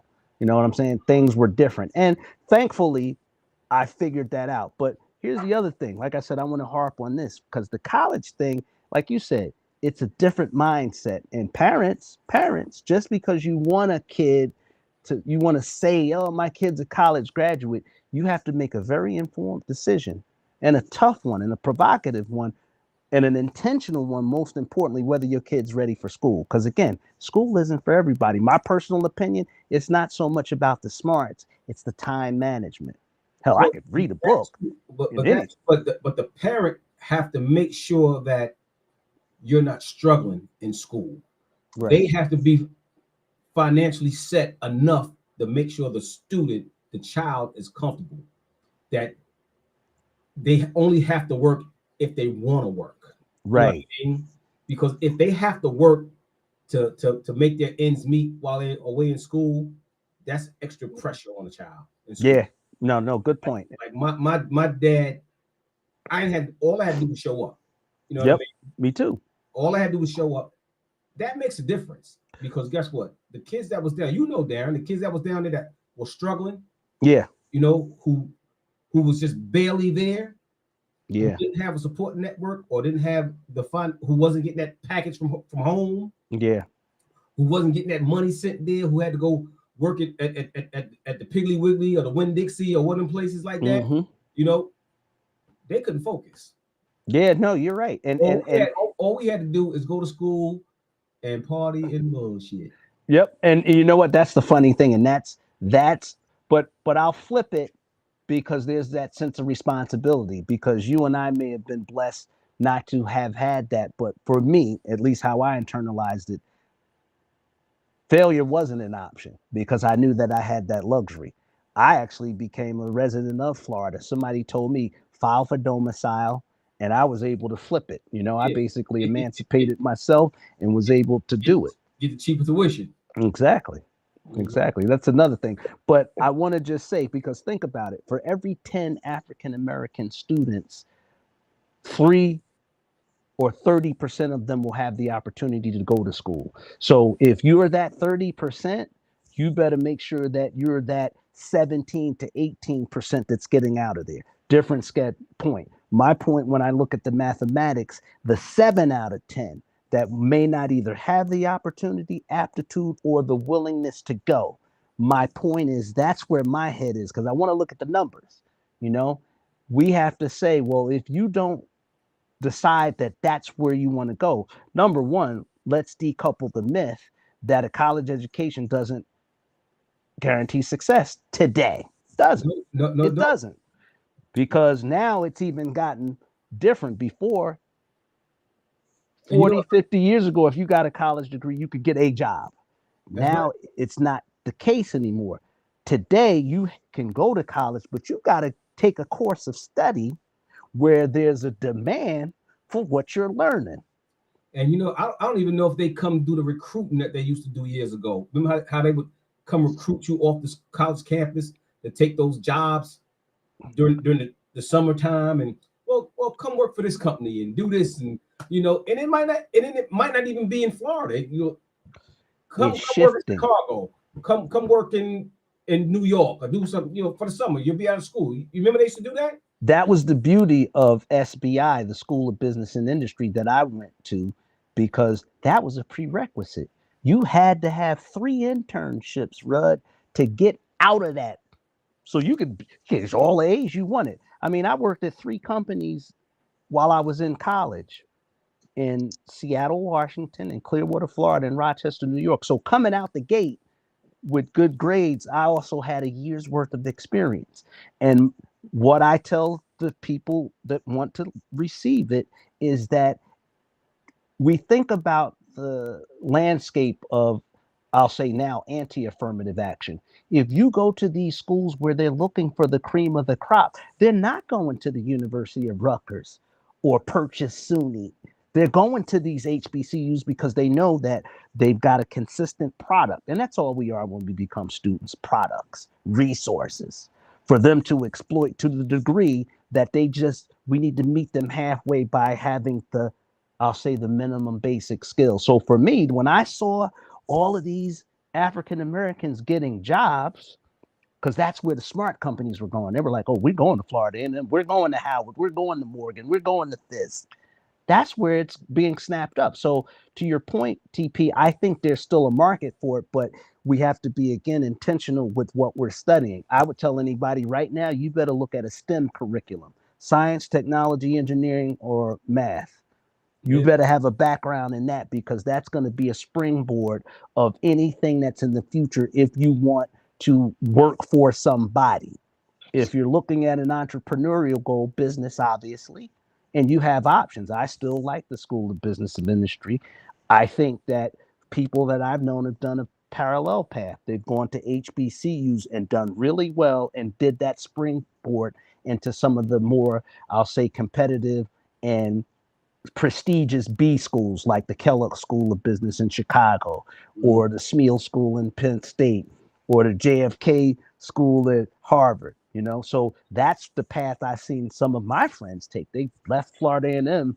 They're like, I'm at the University of Chicago. I'm at Wharton. I'm at this, that, and the other. So you can do that and still get the experience of a lifetime because the bonds you make at these HBCUs, and I'm sure you know, they're everlasting. Everlasting, man. Listen, what's funny is in my travels now, what I do, right? I'm doing this network security stuff, right? And I'm going into some of these huge accounts and whatnot, and all over New Jersey, Connecticut. I don't do New York too much because we've already got some guys doing New York, but I go up into Connecticut. I'm all over New Jersey. I'm down here in Pennsylvania. You'd be surprised how many people came out of FAM that got great positions in a lot of these Fortune 500 companies. You know what I mean? And we sit there and, you know, they get to talking. They see what I'm doing. They want to know what my background is. Where'd you go to school at? And how'd you end up doing this here? And I tell them, well, this is just a temporary job for me that I started, you know, and I'm still here. But the other thing is, I want to switch gears a little bit. You and I were talking the other day about that post about all the American icon companies that's now owned by China. Right? Yeah. Hey, Rod, did you see that? Yeah. Well, that's crazy. The more and more I looked into it, right, with the climate, everybody beat up on the Chinese, right? I don't think there's anything American that's not owned by the Chinese. Like we look at the Hilton family and all these huge families that had all these companies, and they walk around and we think those families still control these companies, and when they don't. Well, let me share something with you, and I'll get to the causal factors. And we have to call a spade, and we have to acknowledge it, because in any transformation, if it's personal or otherwise, we have to admit that we have a problem. And America's problem is labor. It always has been. From the time they decided to bring our ancestors here on ships, we have always looked at the least landed cost. So I'm not going to get upset with a foreign agent for them taking business that the colonizers basically exploiting. So at the end of the day, you know, 500 years ago, people were brought here solely for the purpose of building this country. Now, you can argue that in any book, you can argue that in any debate, but that's the facts, okay? Basically, others were slated to do it. The indigenous people couldn't stand the heat. The Asians hadn't come over, but they decided to use them to build the railroads. But my point is, after the Industrial Revolution, when you didn't need people, couldn't send them back. So they said, okay, well, we're going to make it very hard for a certain group of people, and we're still here. But my point is, now when we look at people that say buy American, people haven't even done the math behind buy America. The only reason you could buy a shirt for $16 at Walmart is because somewhere over in China, somebody is in a different government structure, typically communism or an oligarchy, where they can force somebody to work for $4 an hour. Where here we got unions and we have people that just won't do the work. So when we start seeing this shift on the axis economically of America starting to outsource its resources, that's not because they're outsmarting us. That's because these business owners are trying to get a larger margin and profit. And the average person doesn't want to say anything because, number one, they don't know enough economically to understand it, or two, they won't stand up to it. My biggest thing now is that we should give each other a play. You know, for example, if you have a goods, a product, or a service, give a person a play one time. You know, if it means that I could get some spices at Weiss, three pack for $9. You know, I just bought something for $17.99, a 3-pack from Cuddy the Chef, a friend of a friend. I'm gonna give them a shot. You know why? Because I'm injecting money in our community. If 10 of us give Cuddy a play and it's good, we're gonna go back. That's called the elasticity of demand. If it was whack, I won't use it again. But until we start changing the paradigm and working with each other, again, it's all about competition. You know, does that make sense? Yeah, That absolutely. makes a lot of sense. Well, before we couldn't shop in those places, so we didn't have a choice but to support each other. But all of a sudden, when they gave us the freedom, sometimes freedom is really not good for you in Nope. certain arenas. I mean, even myself, right now I'm working like per diem, which means, based on availability or if I want to go. They usually have availability when I want to go. But the reality is a lot of days I just don't make it, and if I had a traditional schedule like a regular job, I probably would be there more. I mean, let's call it what it is. I don't have that type of discipline sometimes to have that type of luxury. I might just not go. Some people need that structure, and some people don't. That's it. Mhm. Yeah, What you're you right. think about that, TP? Hey, I agree with you 100%. It depends on the individual, but it all goes back to the programming. If you ask me, just certain things are just instilled in our head. If you keep hearing it over and over, even they said that as kids. If your parents was telling you 100 times, you ain't nothing, you ain't gonna be nothing, you ain't gonna never grow up to be nothing, you ain't it, you ain't never gonna be it, and you keep hearing that and you're hearing that, at the slightest adversity, you're gonna start believing it because you done heard it 1,000 times. You know Hmm. what I mean? That's why it's important. The power of the tongue. The power of the tongue is important, man. That's why we say like speak positivity. Surround yourself with people that's operating on a high frequency. And you know, look, the power of the tongue is the power of the tongue, man. Like we got to be careful with our language and stuff like that because it has an effect on people. And Yeah. and I'm telling you, if you keep telling the kid, you're stupid, you're dumb, you ain't never gonna be nothing. You're gonna be just like your uncle. He's a bum. You're gonna be a bum too, and all like that's gonna wear on you subconsciously, even if it might not hit you until later. But as soon as you run across that stumbling block or whatever, you might start remembering what you was told as a kid all these times, and you might, you know what? Maybe it's true. Like we're fragile, even though we're strong men. And sometimes the words can break you down, man. Whether they No, come from your parent, your spouse, whatever, they can say some stuff that'll rock your world. And you be like, wow. And you have to yeah. sit back and you be like, psych, nah, that's not me. I know better than that. And I keep it moving, you know? I think it's a fine line because I know we all had parents that were stern and were very direct. And a lot of our ancestors, that's what they had to do to get where they had to go. But conversely, to your point, as a rule of thumb, as I navigate, if I'm, and even in the work environment, if I am around people that like talk bad about others, I already know we have to have a transactional relationship. We're not going to get any deeper than that because I try not to operate like that. So to your point, there's a discipline in everything. There's an economic discipline to having assets, because when I talk to people, and have done this free, just like talk about their situation, if they're willing to do that, because, they think I know a little bit of something.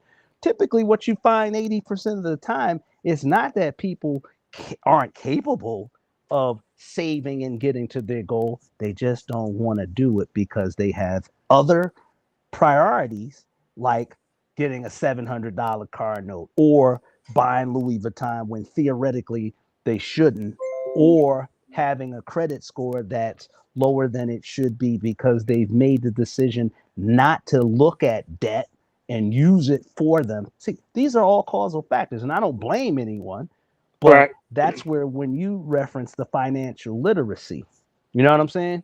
So it's all connected as far as I'm concerned, because typically people with a lower self-esteem are willing to purchase things that are out of their range because you'll hear people even say it. Why'd you buy it? Because it made me feel good. Well, here at Genesis, we got a saying for that, and we call that self-inflicted wounds. those are not you. Those are not wounds that somebody did to you. You kind of did it to yourself, but it wasn't planted in you because if your role model is um somebody you see on TV and they wearing big jewelry and Louis Vuitton and all that, even back in the day, we were influenced. Look, Dapper Dan made a killing when he started dressing these guys in this designer Gucci and MCM gear and all that. Look, everybody wanted to look like that. If you were an aspiring rapper or even as a DJ, I had some of this stuff. I couldn't afford the jacket, but I damn sure had the knockoff belt. Oh yeah, no, I was out there. I was trying to have that little designer look, and yeah, it plays into your mind, subconsciously, and then you find yourself making bad decisions. oh yeah, no, I remember. I'm gonna say that was at least for me 83. So this was before rock. See, Dapper Dan was out before Eric B. and Rock. When I'm gonna say 86 and all that, he was out there. He had a niche crowd because it wasn't the rap people that he was catering for. He was repping the hustlers back then. So people that I knew, like everybody that from Jersey knows about Delancey and Orchard Street, because my brother's a fashion plate. So that's where he used to get his leather slacks and furs, facts, and suits and gaiters and everything. So I knew my uncles and them. So I knew that. But you went uptown, he was actually making suits for people, and then went into the designer thing. Because actually, just to give people some game and history on it, when he was doing the Gucci wear, that's when they put a stop to it because Gucci saw what was going on and said, wait a minute, that's an image and likeness of us. And that's where trademark comes in. But what's so interesting is when they put a kibitz on that, look at him now. He's part of the Gucci house. Mm-hmm. Yep. And history repeats itself, man. Look, people are wearing Pele jackets again. They're wearing 8-ball jackets again. All this stuff.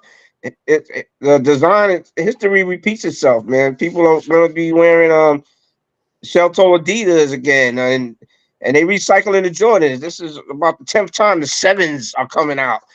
I'm not lining up for something like it's something brand new, best thing since grandma's biscuits to spend my money on something I've been hearing about for the last 25 years. The 7s, come on, that's not new. I think it's part of a social commentary, and I'm going to switch gears because I think that as a whole, we're not challenging our innovation and our ingenuity. Okay.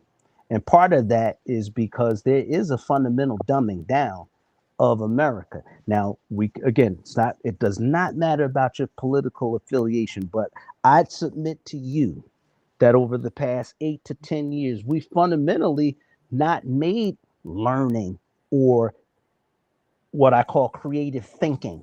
We used to have classes called creative thinking way back when. Now that's you say true. That people think it's woke or this, that, and the other.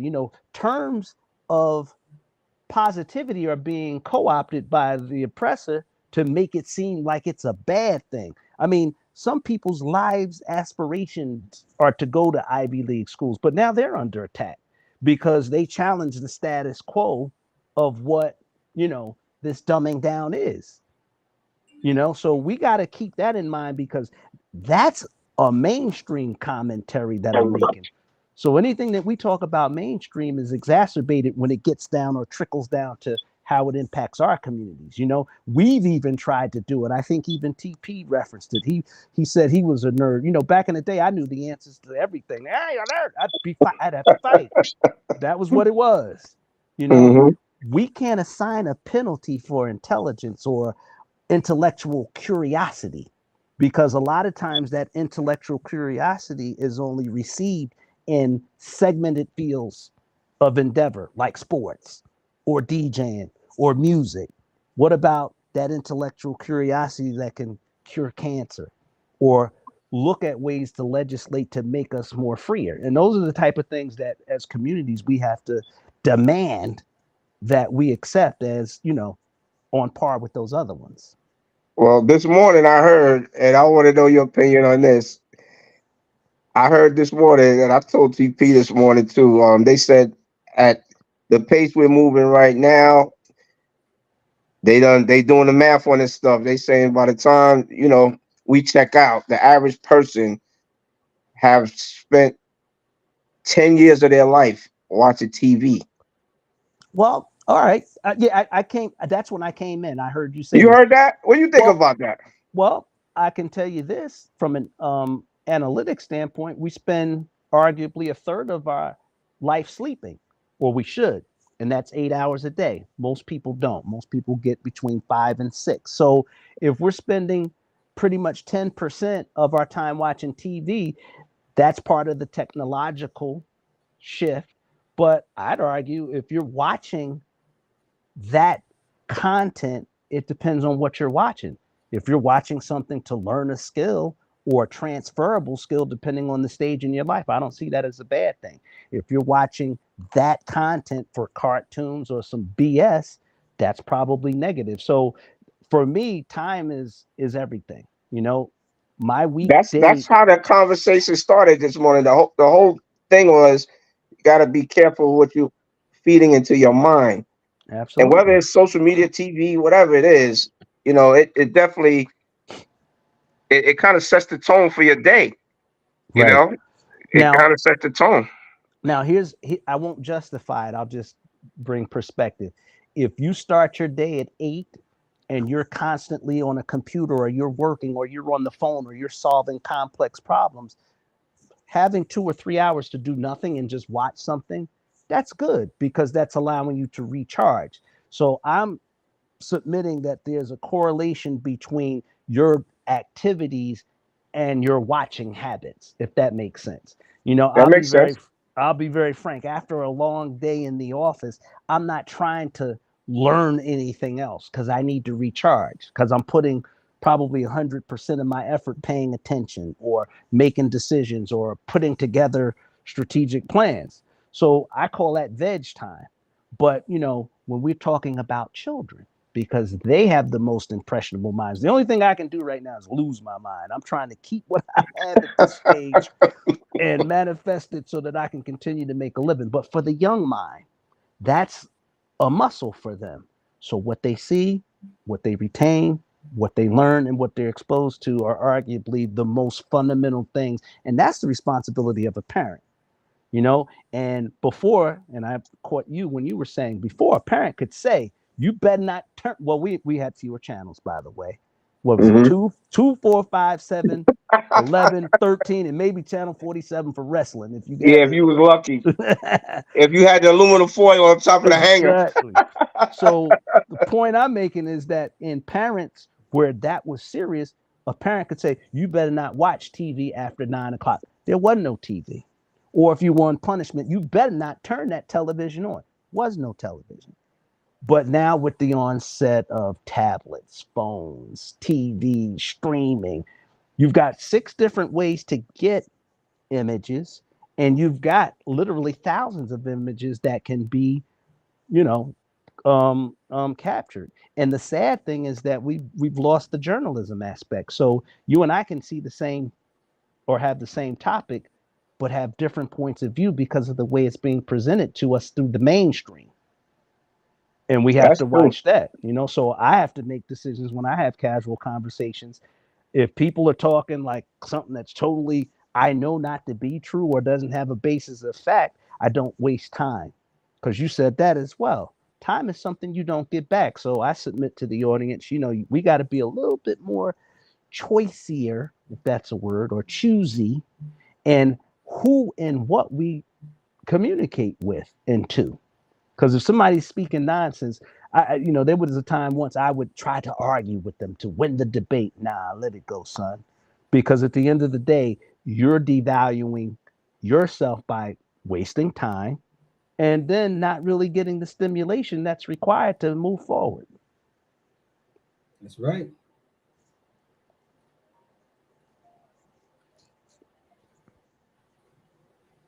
So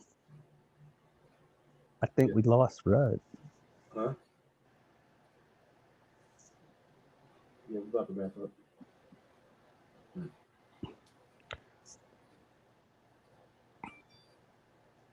Yeah, man.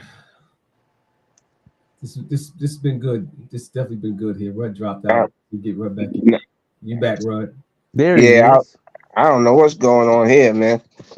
Thing kept dropping off. You know, I paid the cable bill. I don't know what's going on, man.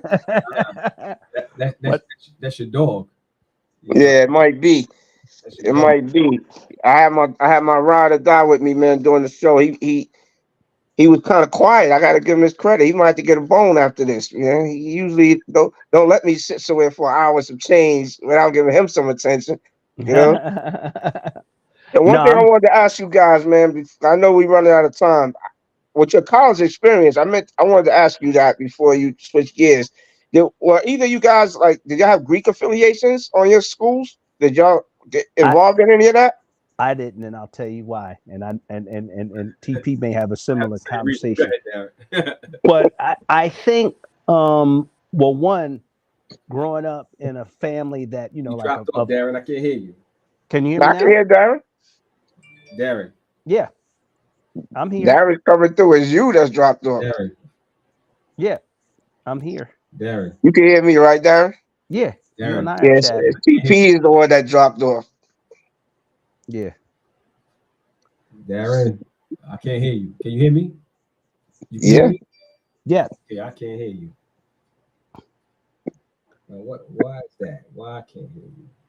The world can hear you though. Yeah, you're out. You drop Right. off. Drop can off. You hear and us? come Can back you hear in. Right? Yes. You can hear me. Now I can't hear y'all. Now that's the weirdest thing. Hold on. Let me maybe that was the Divine Nine. Didn't want y'all to say what you about to say. Yeah, really. I'll wait for him to come on because it's funny. I'll tee it up. What happened here? I'll tee it up and wait for him. But I mean, bottom line was, from a historical standpoint, what I observed is that, typically the Greek experience, a lot of it is legacy. A lot of people whose parents were involved in those organizations, they carried it on. My dad was an athlete. I wasn't an athlete. He was asked to pledge, but pretty much the rituals, which are a little bit different, and HBCUs are different than other institutions. They beat you. I'll just be very blunt. Nothing's coming through. There you go. And that wasn't my bag at that time, because I had gotten recruited for a particular fraternity. I thought about it, and I just declined. What? Now, I see it in two lenses, and I'll say it diplomatically. It has its advantages because obviously institutions that have been made over 70 to 80 years, that networking capability is very powerful, but then I would juxtapose that and go, well, at the end of the day, we're all in the struggle, and it shouldn't matter whether or not I'm a Kappa or a Q or an Alpha or a Sigma if I'm trying to get to the same destination as an educated brother. You follow me?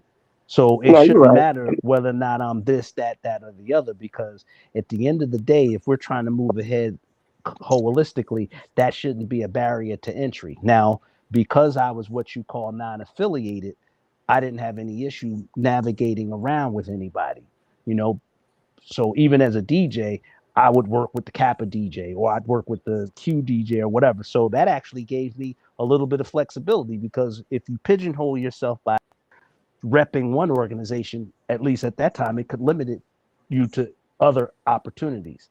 So that's true. I looked at it through that lens. And then I also found friends that all of my best friends that I stay in contact with weren't necessarily affiliated. We were just, neutral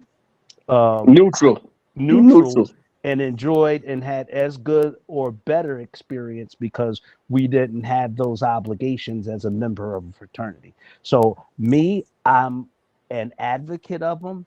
2, I didn't get involved. 3, I don't have any regrets, because at the end of the day, I still had one of the best experiences as a DJ on campus that anybody could have. I got everything that I needed. And I would tell any individual, make your own choice on what makes you feel comfortable. Well, for me, y'all can hear me now? Yeah, He's back. yeah. We heard you all along. We always heard you. You just couldn't hear us. I broke it down, TP, so I won't. Okay, but I'm gonna tell you, for me, you know why I never joined any of those fraternities? Because I was from New York. You know what I mean? I was in a New York state of mind, right? And I felt like I knew they had good things that came along with it, but my New York state of mind made me feel like I was my own man, and I didn't need all that stuff to be successful. That I had my own vibe, I had my own thing, that I didn't need that.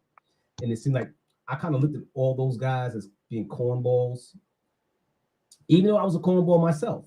You know what I mean? But that, Darren, that New York, that northern state of mind is it's just like I had a Cadillac. I drove a Cadillac, man. Well, you came in. As I was explaining my perspective from Rudd, I said, first of all, I looked at it this way. You're in an HBCU. I made a decision to eschew going to a PWI. So I looked at it all as one in the first place. And I was wrong because I made an assumption. I did the reverse. Going to prep school, I thought, I'm going to Florida and then we're all going to be together. Well, that's, look at school days as the reference that I'm referring to, because there are fundamental differences, North versus South, Greek versus non-Greek. And dare I even say class, because you had some blue blood HBCU folks. I don't know, TP, if you know a guy named Eldred Hatchett. He's a Detroit lawyer. Well, his kid went there. They rolled up to his graduation in a silver cloud Rolls. So you had that type of dichotomy or gap. Now me, I'm from the North. So that was a strike going on that home court until you figured out the right network. Being non-Greek was a strike if you didn't have your own crowd or your own thing. With me, it was the music. So like I was telling Rudd, I could work with the Kappa DJ, the AK, the Alpha DJ, the Q DJ, did it all. Look, my financial situation was what it was. I made the best out of the situation I had and hustled, figured out the financial aid system, was able to get Pell and SEOG. So it was cool. So those are the things that people that go to HBCU don't know about. People don't tell you. Well, you could say it's a clique, but it's not. It's just like-minded people hanging together. And I think TP referenced it. If you are from the North, that first week you go through orientation, and most people didn't go to orientation. Your orientation was on the set. They don't even have the set no more, so I won't get into that. But your orientation was meeting people from Detroit, Chicago, DC, Philly, New York, and Jersey were very tight. You know, you might get a couple of West Coast cornballs, but they was either about smoking reefer or thieves, at least my experience. You know, so listen, I asked y'all that because now my daughter that went to Morgan, she didn't participate in the Greek circuit, but my other daughter, she did originally 4 years in Baruch in New York, and then she went to law school in Chicago. Now. She had probably the same experience as you. Your guys are now 1,200 miles from home, and you don't know anybody out there. And she ended up getting involved with the Deltas, the Zetas. She was part of the Zetas, and they helped her a lot as far as like making her feel that void, that gap, I miss home gap that y'all were talking about. They filled some of that stuff, and they gave her a sense of community that she didn't have because she didn't know literally anybody down there, so it did help her in some sense. And, it still helped her even today. And she's been out of there for 5 years, but like you said, she didn't have to do it, but it just seemed like that worked out for her. And the other daughter, she never got involved. It still worked out for her. Like, you find a way. It's not like your way was music. Music could bridge a lot of gaps. You know what I mean? Music bridges a lot of gaps. And here was the other thing, and TP is well aware of it, and it actually came into the national stage. It's different from men versus women in HBCUs because they beat you. Trust you me. It's a rite of passage.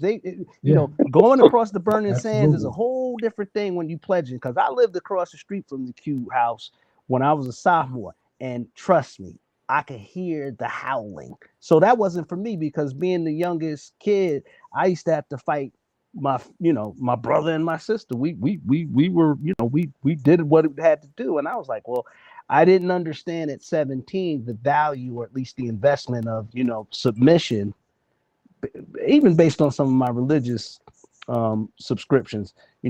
My will is for the higher power. So I wasn't trying to, for 6 months, have people just say, do whatever, because I wasn't built like that at that time. So that was a barrier for me, because I just couldn't do it. And then again, the part that TP didn't hear, I still had one of the best college experiences that I did, because at the end of the day, I knew someone or developed close bonds with everyone, regardless of their affiliation. So for me, it worked. And I think that's a good point, man. And the last thing, TP, that I was saying is that, a lot of times we have to hold the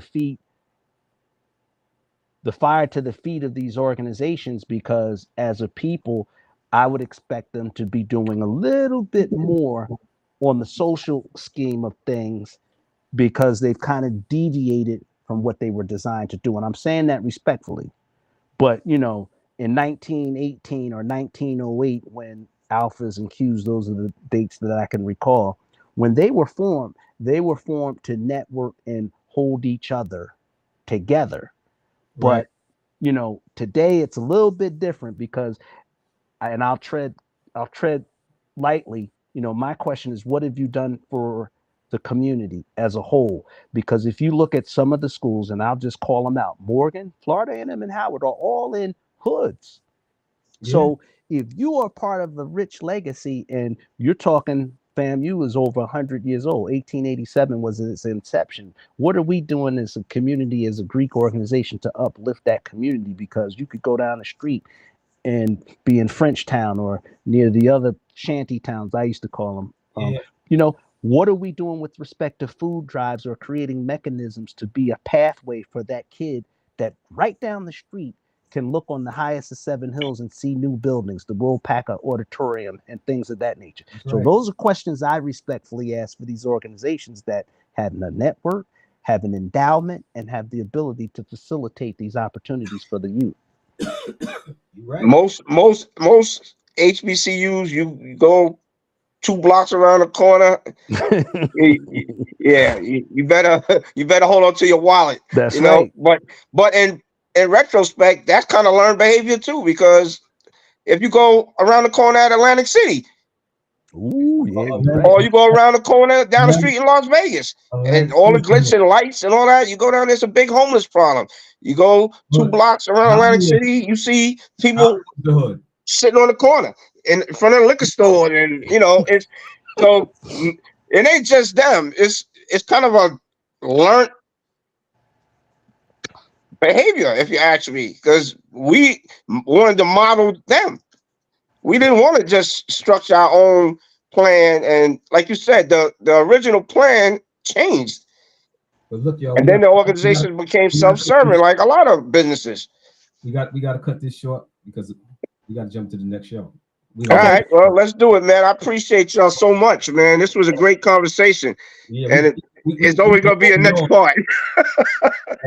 hey, Darren, when we do this again, we're gonna tap in with you, so we can do this again, man.